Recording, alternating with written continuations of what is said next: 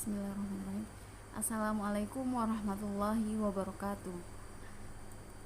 Baiklah, kami dari kelompok 4 akan mempresentasikan hasil makalah tata kelola yang telah kami buat, yaitu evaluasi tata kelola sistem informasi akademik atau SIAKAD pada Universitas XYZ. Untuk cakupan pembahasannya seperti makalah pada umumnya, yaitu terdiri atas bab 1, bab 2, bab 3, dan bab 4. Untuk latar belakang, Universitas XYZ merupakan salah satu perguruan tinggi yang telah menggunakan sistem informasi akademik atau SIAKAD.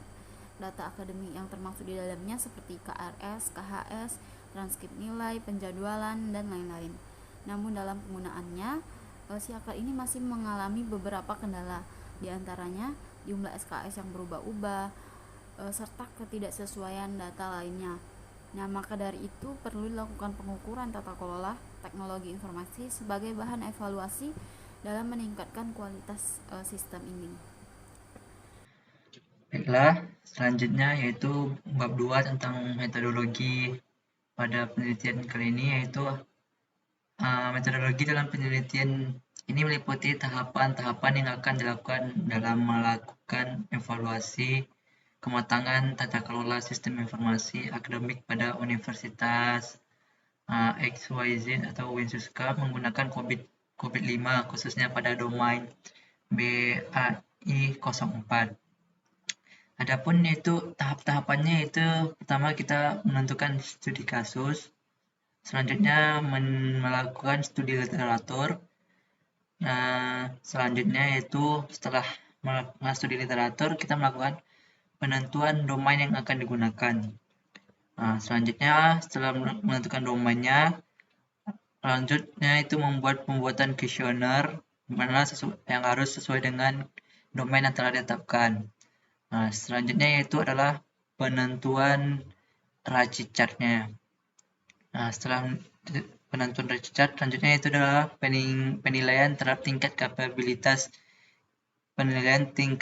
kapabilitasnya.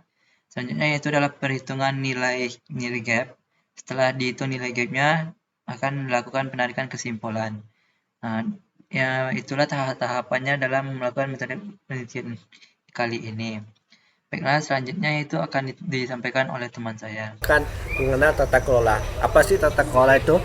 Jadi secara umum tata kelola itu adalah rangkaian proses kebiasaan yang berlaku di satu organisasi, yakni untuk mengelola dan mengandalkan dirinya sendiri, baik itu pengelolaan secara penuh, pengontrolan hingga evaluasi. Nah, jadi pada konsep dari tata kelola itu memiliki wadah baik perusahaan, pemerintahan maupun organisasi sosial. Jadi tujuan dari tata kelola itu, dengan adanya tata kelola bisa meningkatkan kinerja dari organisasi atau perusahaan, menciptakan nilai tambah bagi perusahaan atau ciri khas dari perusahaan itu sendiri, misalnya meningkatkan kepercayaan publik, dan masih banyak lagi tujuan dari adanya tata kelola ini. Jadi mekanisme tata kelola itu mengatur dan mempertegas kembali apa yang menjadi budaya dari organisasi maupun tata kelola yang ada pada organisasi maupun instansi. Selanjutnya kita akan mengenal itu apa itu COVID. COVID itu merupakan sekumpulan dokumentasi dan panduan untuk mengelola tata kelola IT. Jadi COVID ini ada di audit, sistem audit maupun tata kelola. Jadi dia masuk, dan audit sendiri itu dibuat oleh ISAKA yang sekarang COVID 2019 ada 5 domain ya. EDM, EPO, BAI, DSS, dan MEA, dan itu telah teman-teman pelajari pada mata kuliah audit sebelumnya. Jadi kita tidak bisa membahas panjang-panjang, ada waktunya batasi maksimal 7 menit. Kami anggap saja ini SIAKAD ya. Jadi SIAKAD organisasi yang dibuat oleh satu kampus. Kita anggap saja ini kampus Islam ya. Di sini sesuai dari paper yang dibaca itu ada 4 ya objek dari evaluasi ini. Teman-teman baca aja ya, karena keterbatasan waktu. Nah, di sini tentu ada kuesioner ya. Kuesioner tersebut itu kita bagi dengan jumlah responden dan lanjut sampai ke indeks 3, dan kita cari gap atau kesenjangannya. berapa hasil dari kesenangan tersebut, dan didapatkan hasil 1,5. Ini 5 itu dari mana? Itu harapan dari perusahaan atau organisasi tersebut. Oke. Ini ada peran PT IPD dalam meningkatkan tata kelola sistem informasi akademik. Tentu Asada memiliki visi ya sebagai pedoman bagi PT IPD. Ini kita anggap saja UIN ya.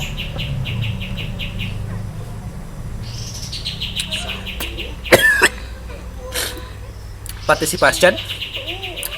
PT IPD dapat berperan dalam mempertimbangkan kepada rektor, dalam ini kita anggap saja rektor Suska, dalam mengambil kebijakan di bidang teknologi informasi.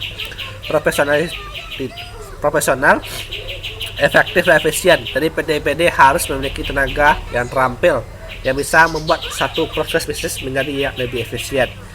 Transparansi, itu PT IPD harus bisa melakukan transparansi untuk meningkatkan kepercayaan publik secara umum. Nah, ini penerapan tata kelola secara umum. Itu ada user access review, verifikasi akses pengguna, biasanya ada password manajemen. Itu memanajemen password dan hak akses dari setiap pengguna yang ada di dalam organisasi tersebut. Nah, ini kesimpulan.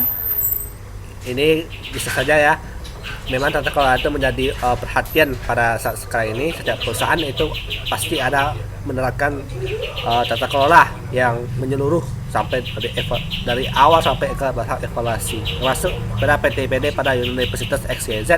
Dan melalui pengukuran telah dilakukan pada paper, didapatkan hasil capability 7+9%, di mana masih ada fitur-fitur yang belum bisa digunakan. Nah, ini tentu masih bisa kita maksimalkan di masa yang akan datang.